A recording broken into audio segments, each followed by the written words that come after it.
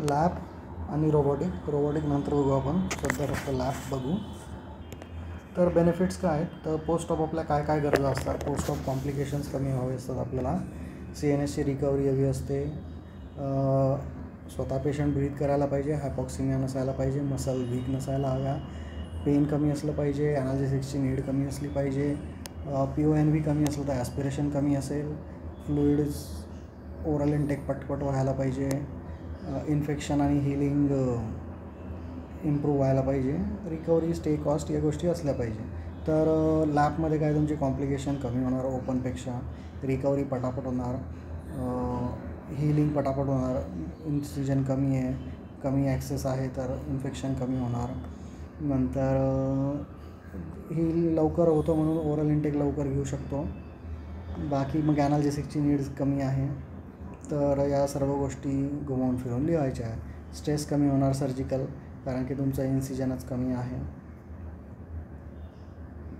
नंतर पूर्णच in general तुमचा जो ड्युरेशन आहे तो सर्जरीचा छोटा होईल, त्याच्यामुळे तुमचं ॲनस्थेशियाचं एक्सपोजर कमी होईल.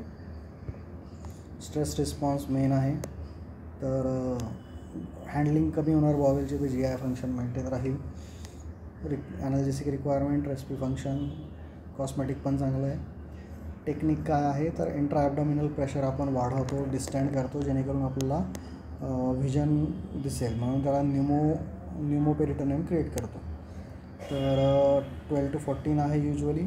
इनिशियली 4 to 6 लिटरने भरतो पटकन लोडिंग. नंतर मग मेंटेनन्स 200 to 400वर आहे. त्याच्यात कुठे गेली रेंज, ही रेंज आहे. 12 to 14 म्हटलं आहे. मदरला सिमिलरली ॲडल्ट रेंजमध्ये ठेवायला लागतं. थोडंसं लो ठेवलं तर चांगलं आहे, युट्रसवर प्रेशर कमी येईल.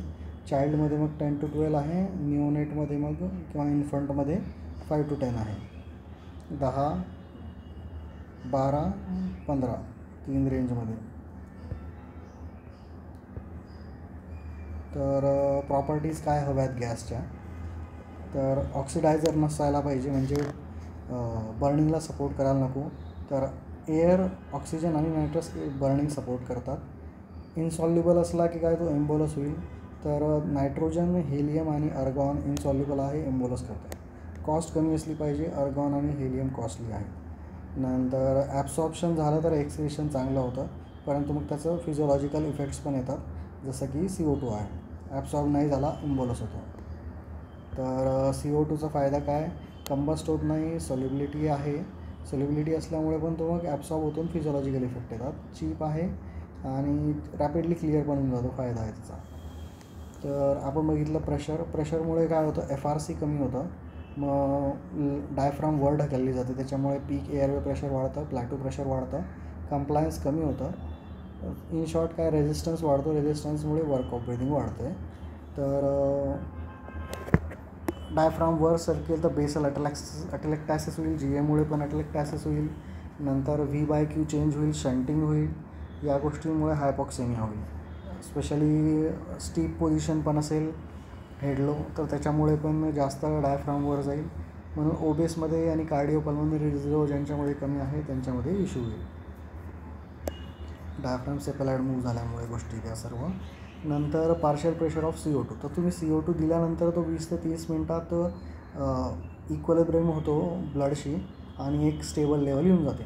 मग त्याच्यानंतर मग तुम्ही हायपर व्हेंटिलेट करून एक थोडं हायर साईडला तुम्ही मेंटेन करू शकता. मिनिट व्हेंटिलेशन तुम्हाला थोडंसं वाढवावं लागतं, कारण की CO2 अंडर GA तो तेवढं कंपेन्सेटरी हायपर व्हेंटिलेट करत नाही. किंवा स्पायनलमध्ये पण आहे, पण त्याला आपण सिडेटिव्ह देणार तर तो एवढं चांगल्याने हायपर व्हेंटिलेट नाही करणार. तर मेकॅनिकल व्हेंटिलेशन असेल तर तेवढं हायपरकार्बियाला कंपेन्सेट करायला आपल्याला थोडंसं मिनिट व्हेंटिलेशन वाढवावं लागेल. तर नॉर्मल जर व्यक्ती असेल तर त्याच्यामध्ये जो अल्व्हेओलर आणि आर्टेरियल ग्रॅडियंट आहे तो कॉन्स्टंट राहतो, तो चेंज होत नाही, एक प्लॅटो येऊन जातो. म्हणून तुम्ही ET CO2 नुसार तुम्ही टायट्रेट करू शकता. तर absorption is directly proportional to abdominal pressure. जितकं CO2चं प्रेशर वाढेल तितकं ॲब्सॉर्प्शन वाढेल, तितकं PaCO2 वाढेल, तितका ET CO2 वाढेल. त्याच्यामुळे मग एवढं हायपर व्हेंटिलेट केलं तर होऊन जातं. प्रॉब्लेम काय, ज्यांच्यामध्ये कार्डिओव्हास्क्युलर डिसीज आहे, रेस्पायरेटरी डिसीज आहेत, तर या डिसीज पॅथॉलॉजीमध्ये तुमच्या सेफलाइड मुवमेंटमुळे V/Q मिसमॅच होतो. व्हेंटिलेशन करण्यात प्रॉब्लेम होतो, परफ्युजनमध्ये इश्यू होतो, तर डेड स्पेस व्हेंटिलेशन आणि शंटिंग होतं. तर त्याच्यामुळे जो ग्रॅडियंट आहे हा नॉर्मल नाही राहत, हा ग्रॅडियंट वाढतो. त्याच्यामुळे मग capnometry is not reliable in disease. म्हणून मग तुम्हाला इंट्रॉप एखादा ABG बघावं लागेल. That's it. रेस्पायरेटरी कॉम्प्लिकेशन काय आहे, तर तुम्ही न्यूमो देत आहे, तर न्यूमो तो कुठं ना कुठं पसरून न्यूमोथरॅक्स करेल, न्यूमोमेडियास्टर्नम करेल, न्यूमोपेरिकार्डियम करेल किंवा सबक्यूट करेल. हा इश्यू आहे. नंतर सेफालाइड मुवमेंट ऑफ डायफ्रॅममुळे एंडोब्राकियलचा चान्स आहे, पोझिशनमुळे एंडोब्रॉन्कियलचा चान्स आहे. नंतर ती एअर ब्लडमध्ये गेली तर गॅस एम्बोलिझमचा चान्स आहे. इंट्राअबडॉमिनल प्रेशरमुळे मग ॲस्पिरेशनचा चान्स आहे. तर हे ड्यू टू सर्व न्यूमोमुळे इफेक्ट आहेत. हिमोडायनामिक काय चेंजेस होतात, तर हिमोडायनामिक मेनली काय होतं आहे, तुमचं हायपर कॅपनिया होतं आहे. CO2 इज सिम्पॅथेटिक स्टिम्युलंट आहे आणि सिम्पॅथेटिक सेन्सिटिव्हिटी पण वाढवतो. त्याच्यामुळे तुमचा हार्ट रेट वाढणार, BP वाढणार, आयनोट्रॉपिझम होणार. आणि जर ॲसिडॉसिस वगैरे असेल तर तो स्वतः पण तो ॲरिथमोजेनिक आहे. आणि मग बाकीच्या जर गोष्टी ॲड झाल्या तर जर ऑलरेडी सिस्टम स्ट्रेसमध्ये आहे तर जसं की हायपोव्होलेमिया असेल, व्हिनस रिटर्न कमी आहे, गॅस एम्बॉलिझम आहे, पेरिटोनियल स्टिम्युलेशन आहे, तर याच्यामुळे काय होतं की तुमचं ॲरिथमियाचे चान्स वाढणार. किंवा मल्टिपल फॅक्टर्स सोबत येत आहेत म्हणून. तर लेस दॅन 15च्या खाली व्हिनस रिटर्न फक्त वाढतो, त्याच्यामुळे मग कार्डियक आउटपुट वाढतो. एवढा इश्यू नाही. 15च्या वर दिलं की तुमचं व्हिनस रिटर्न कमी होऊन जातो. हे सर्व इफेक्ट ट्रान्झिएंट आहे. सिस्टीम अर्ध्या तासाच्या आत बॅक टू नॉर्मल येऊन जाते, पण तोवर तो व्हिनस रिटर्न कमी होतो. इव्हन आर्टेरियल पण प्रेशर तो वाढवतो, त्याच्यामुळे म्हणजे प्रीलोड कमी होतो आहे, आफ्टर लोड पण वाढतो आहे. IVC कंप्रेस करतो, लेगमध्ये पुलिंग होतं, व्हिनस रेझिस्टन्स वाढतो, त्याच्यामुळे व्हिनस रिटर्न कमी होतं आहे.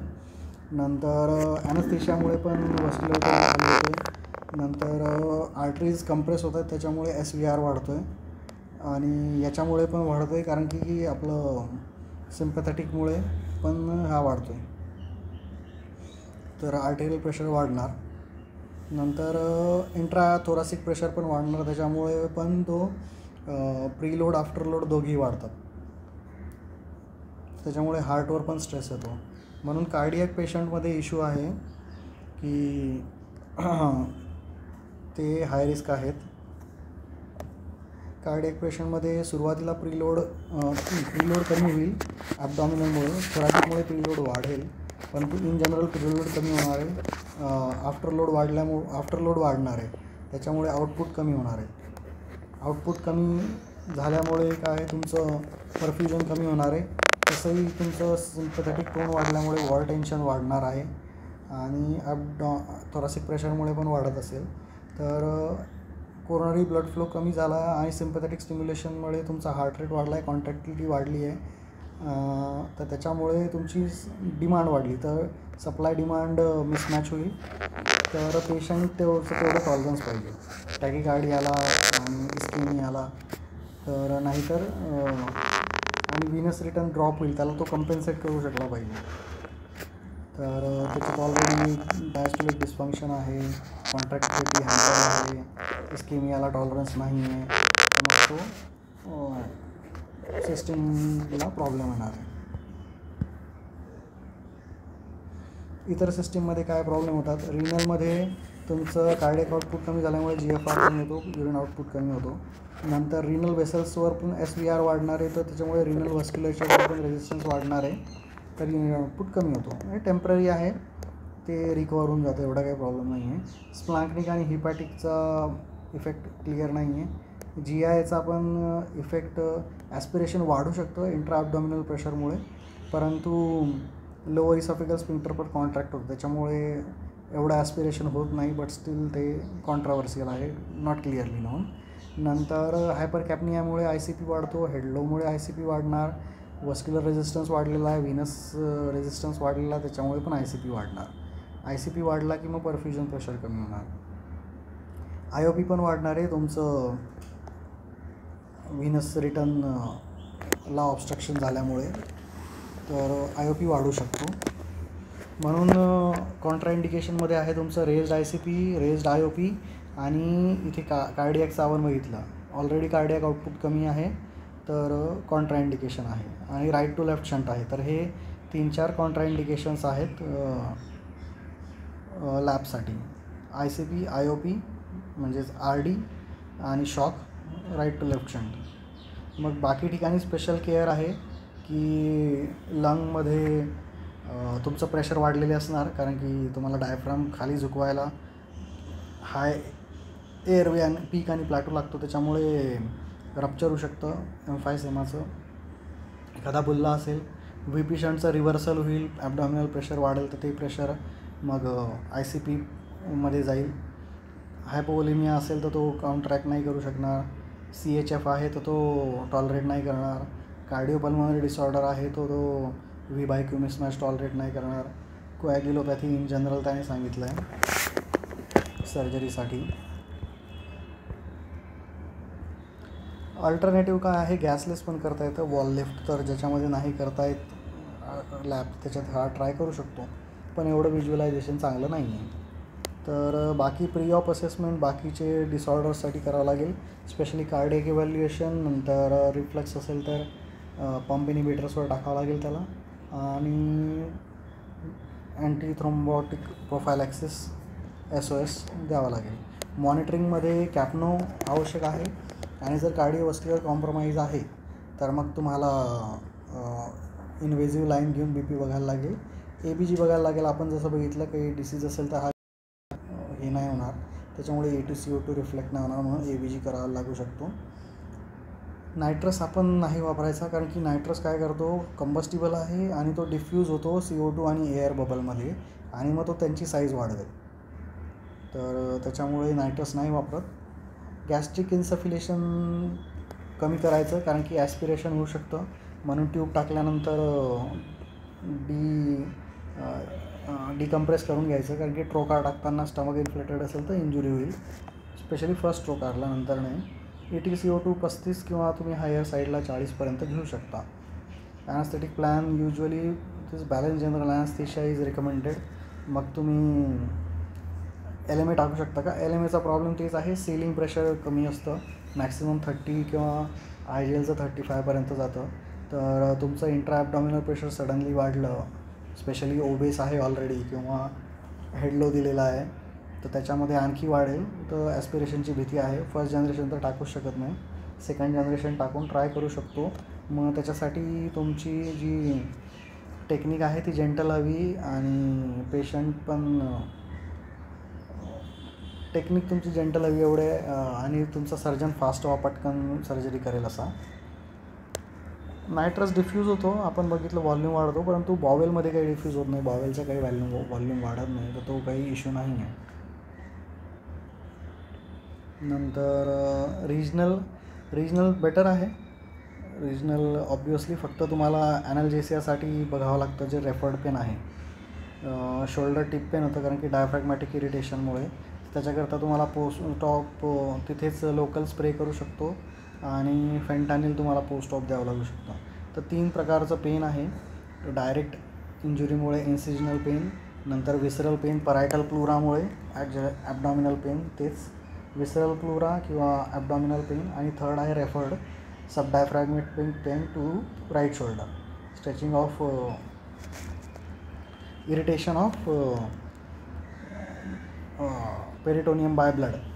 तर म्हणून आपण परत येताना सक्शन करून घेतो, सलाईनचा लवाज देतो, आणि बाकी पण काय गॅस ब्लड जे काही आहे ते सगळं काढून घेतो, आणि तिथे लोकली इन्फिल्ट्रेट करतो किंवा लोकली स्प्रे करतो. लोकल आपल्याला पोर्ट साईडला इन्फिल्ट्रेशन करायचं आहे, प्री केलं तर जास्त चांगलं आहे, ॲटलिस्ट प्री नाही तर पोस्ट तरी करायला पाहिजे. नंतर टॅप ब्लॉक प्री केलेला चांगला आहे, तुम्हाला इंट्रॉप पण कामा येईल. तर रिजनलमध्ये काय आहे, तुमचं तेच सगळे जे फॅक्टर आहेत, रिकव्हरी चांगली होईल, पेन कमी होईल, हिमोडायनॅमिक चेंजेस कमी होईल, PONV होणार नाही, स्टे कमी होईल, कॉस्ट कमी होईल. GAमध्ये तुमचं ट्यूब सिक्युअर करावी लागेल, एअरवे डिफिकल्ट असू शकतो, एअरवे इंजुरी होऊ शकते, सोअर थ्रोट होईल, स्कोरिंगमुळे मसल पेन होईल, एअरवे ट्रॉमाचा चान्स आहे. तर पण रिजनलमध्ये तेच आहे की पेशंट रिलॅक्स पाहिजे, कोऑपरेटिव्ह पाहिजे, सर्जरी तुमचा फास्ट पाहिजे, जेंटल सर्जरी करणारा पाहिजे, कॉम्प्लिकेशन्स काही नको असायला पाहिजे. आणि तो टॉलरेट करण्याकरता तुम्हाला सिडेशन द्यावं लागेल. मग सिडेशनमध्ये तो जर हायपोव्हेंटिलेट झाला तर डिसाईड होऊ शकतो. आणि लेवल तुम्हाला हाय ठेवावी लागेल, T5पर्यंत, T5 T6 कमीत कमी ठेवावी लागेल, शोल्डर पेनमुळे पण आणि ॲबडॉमिनल सर्जरी असल्यामुळे पण. ऑपरेटिव्ह प्रोसिजर्सचे काय इश्यू आहेत, जर हेड लो केला आहे, ट्रेंडलेनबर्ग दिलेला आहे, तर कार्डियक आउटपुट वाढतो व्हीनस रिटर्न वाढल्यामुळे. डायफ्रॅग्मॅटिक फंक्शन कमी होतं, ॲबडॉमिनल प्रेशर रिफ्लेक्ट होतं सेफलाइड मुवमेंटमुळे, FRC कमी होतो, लंग कॅपॅसिटी, व्हॉल्यूम्स आणि कंप्लायन्स कमी होणार आहे, बेसल ॲटलॅक्सिस होणार आहे, इंडोब्रॉन्कियल इंटिब्रेशन होणार आहे. हेड अप केल्यामुळे प्रीलोड कमी होतो, व्हीनस पुलिंग कमी होते, परंतु मग कार्डियक आउटपुट थोडा कमी होईल, मॅप कमी होईल. स्टेसिस झाल्यामुळे व्हीनस पुलिंग झाल्यामुळे थ्रोम्बोसिसचा चान्स आहे. पल्मोनरी फंक्शन इम्प्रूव्ह होतं कारण की मग डाऊनवर्ड मुवमेंट आहे. तर हे दोघं व्हेंटिलेशन आणि कार्डियक आउटपुट दोघं विरुद्ध जातात, हार्ट आणि लंग. तर इथे व्हेंटिलेशन इम्प्रूव्ह होईल तर कार्डियक आउटपुट कमी होईल, इथे कार्डियक आउटपुट वाढेल पण व्हेंटिलेशन कमी होईल. पण हे युजली ट्रान्झियंट इफेक्ट आहेत, थोड्या वेळात हे येऊन जातं, एक इक्विलिब्रियम येऊन जातं. कॉम्प्लिकेशन्स काय काय आहेत, तर पोझिशनचे कॉम्प्लिकेशन आहेत, नर्व इंजुरीज होतील वेगवेगळ्या ठिकाणच्या. तर आणि पेशंट स्लीप होऊ शकतो, तेवढंच स्ट्रॅप करावं लागेल. ॲक्सेस बघावं लागेल, पेशंट ऑलरेडी सराउंडेड असेल तर IV ॲक्सेस बघून ठेवावं लागेल. सडन इंट्रॉप कोलॅप्स झाला तर रिझन काय असतील, हिमोरेज असेल, कुठंतरी ट्रोकार कुठंतरी टोचला, किंवा न्यूमो झाला असेल. न्यूमो काय मी डायरेक्टली तुमचं प्लुरा किंवा डायफ्राम पंक्चर झाली त्याच्यामुळे, किंवा मग हाय प्रेशर्समुळे बुल्ला रप्चर झाला, एअरवे प्रेशर हाय असल्यामुळे. नंतर गॅस एम्बॉलिझम होऊ शकतं. गॅस एम्बॉलिझम एखादं वेसल ओपन आहे, टियर झालं आहे, त्याच्यामध्ये घुसतं आहे, तर वेसलमध्ये घुसल्यामुळे काय ऑब्वियसली तुमचं ते डिसॅच्युरेशन करतो तो, कारण की लंगमध्ये जातो, तर लंगमध्ये V/Q मिसमॅच होतो, हार्टमध्ये गेल्यामुळे ॲरिथमियाज होतो, आणि आर्टरीज आणि लंग ब्लॉक झाल्यामुळे मग हायपोटेन्शन होतं. तर डायग्नोस होतं की सडन फॉल इन ETCO2, कारण की तुमचं लंगचं परफ्युजन नाही होत आहे, तर लंग्स व्हीनस एअर एम्बॉलिझम असतो युजली, तर लंग परफ्यूज न झाल्यामुळे ETCO2 बाहेर नाही पडणार. ट्रीटमेंट काय आहे, स्टॉप करायचं, डिफ्लेट करायला लावायचं, 100% O2 द्यायचा, नंतर CVP टाकून तुम्हाला तो मग गॅस ॲस्पिरेट करावा लागेल, आणि मग बाकीचं जे ABC जे काही आहे ते करावं लागेल. लास्टमध्ये अरेस्ट जर झाला तर रिसस्टेट करावं लागेल. पोस्ट ऑफ पेन आपण बघितलं. बाकीचं मल्टीमोडल आहेच, ओपॉइड, लोकल, एनसेड, बॅलन्स ॲनेस्थेशिया. जर कार्डियक बघितलं आपण, कार्डियक पेशंटसाठी तुम्हाला काय, त्याचा ऑलरेडी जो रिझर्व जो आहे तो कमी आहे, त्याच्यामुळे तो हिमोडायनॅमिक हे टॉलरेट करता आला पाहिजे. प्रीलोड थोडा देऊन ठेवायचा, ऑगमेंट करून ठेवायचं, हायपो नसायला पाहिजे, इन्व्हेजिव्ह लाईन्स घ्याव्या लागतील. CVP रिलायबल नसेल कारण की तुमचं प्रेशराईज राहील, फक्त तुम्हाला एअर एम्बॉलिझम झालं तर तुम्हाला काढायला कामा येईल. सगळ्या काही गोष्टी स्लो करायच्या, इन्सफिलेशन स्लो करायचं, पोझिशनिंग स्लो द्यायची. BP वाढला तर वेझोडायलेटर देऊ शकतो, परंतु मग त्याच्याने व्हीनस रिटर्न पण कमी होतो, तर मग कार्डियक आउटपुट पण कमी होईल. आयनोट्रॉप देऊ शकतो, परंतु ऑलरेडी हार्टचा रिझर्व कमी आहे, त्याला स्ट्रेस येईल. Diuretic at the end of surgery, जे पण काही फ्लुइड ओव्हरलोड झाला असेल तर कार्डियक ओव्हरलोड कमी होऊन जाईल. नंतर COPD साठी तेच आहे, बाकीचं पूर्ण त्याचं pre op antibiotic, bronchodilator, steroid, physiotherapy सगळं व्यवस्थित पाहिजे. नंतर इंट्राऑप तुम्ही एअर ट्रॅपिंग अवॉइड करायची, ऑटोपिक अवॉइड करायचा, टायडल व्हॉल्यूम कमी ठेवायचा, RR वाढवायचा, हायपर व्हेंटिलेट जास्त नाही करायचं, O2 जास्त वॉशआउट नाही करायचा, हायपर कॅपनिया ॲक्सेप्ट करायचा, आणि ETCO2 PaCO2 ग्रॅडियंट रिफ्लेक्ट नाही करणार, त्याच्यामुळे ABGs तुम्हाला चेक करावं लागतील. मग प्रेग्नन्सीमध्ये लॅब करू शकतो का, हां, सेकंड ट्रायमिस्टरमध्ये करू शकतो. आपण बघितलं 12 to 15 तुमचं प्रेशर ठेवायचं. मग पुन्हा तेच लॅबचे ॲडव्हान्टेज आणि सेकंड ट्रायमिस्टरचे ॲडव्हान्टेज की ऑर्गॅनोजेनेसिस झालेलं आहे, रिस्क ऑफ लेबर कमी आहे, फिटस खूप मोठं पण नसतं की ते विजन ऑब्स्ट्रक्ट करेल, ॲबॉर्शनचे चान्सेस कमी आहेत. आणि मग बाकी मग लॅब वर्सेस ओपनचे benefits. Physiological changes in pregnancy जे आहेत ते एक्झॅक्सर्बेट होतील, हायपॉक्सिमिया आणि हायपोटेन्शन वाढेल. हेड लो दिला तर व्हेंटिलेशन इम्प्रूव्ह होईल परंतु विनस रिटर्न कमी होईल. हेड हाय दिला विनस रिटर्न कमी होईल पण कार्डियक आउटपुट चांगलं होईल.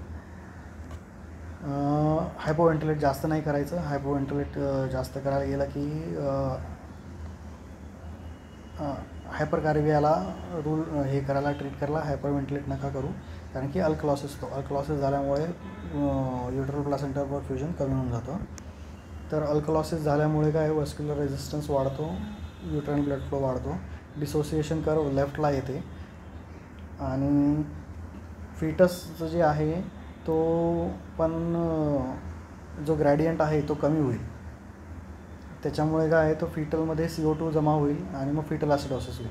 CO2 ट्रान्सफरसाठी बेटर आहे की तुमचा ग्रॅडियंट असला पाहिजे फिटस टू मॅटर्नल. आणि मॅटर्नल कार्डियक आउटपुट पण कमी होईल. अल्कलॉसिसमध्ये इलेक्ट्रोलाइट ॲबनॉर्मॅलिटीज होते, कार्डियक आउटपुट कमी होईल, परफ्युजन कमी होईल आणि युट्राइन हायपरटोनी पण होते, स्पाझम होतो, तो युट्रल प्लासेंटल ब्लड फ्लो कॉम्प्रोमाइज होतो. जे काही आहे युट्रल अल्कलॉसिस नाही व्हायला पाहिजे, युट्रल प्लासेंटल परफ्युजन कमी होतं. त्याच्यातलं मला एकच क्लिक झालं की बाबा शिफ्ट टू लेफ्ट होईल, बाकीचं एवढं क्लिक होत नाही आहे. ठीक आहे. मग specific measure compressions, DVT stocking rapid करावं लागेल प्रेग्नंट आहे म्हणून. नंतर युटेराइन डिस्प्लेसमेंट 16 वीक आहे तर फिटल हार्ट रेट मॉनिटरिंग करावे लागेल. तो म्हणतो रुटीन टोकलायसिस रेकमेंडेड नाही आहे, प्रेशर्स थोडे लो ठेवायचे, स्टमक तर आपण डिफ्लेक्ट करतो. चिल्ड्रनमध्ये पण करू शकतो. फंडोग्लायकेशन इन्वायनल हर्निया ऑर्किडोपेक्सीसाठी वापरतात, त्यांच्यामध्ये पण थोडं प्रेशर कमी ठेवावं लागेल. 10 ते 12 निओनेटमध्ये इन्फंटमध्ये आणखी खाली. रोबोटिक आपण वेगळं करू.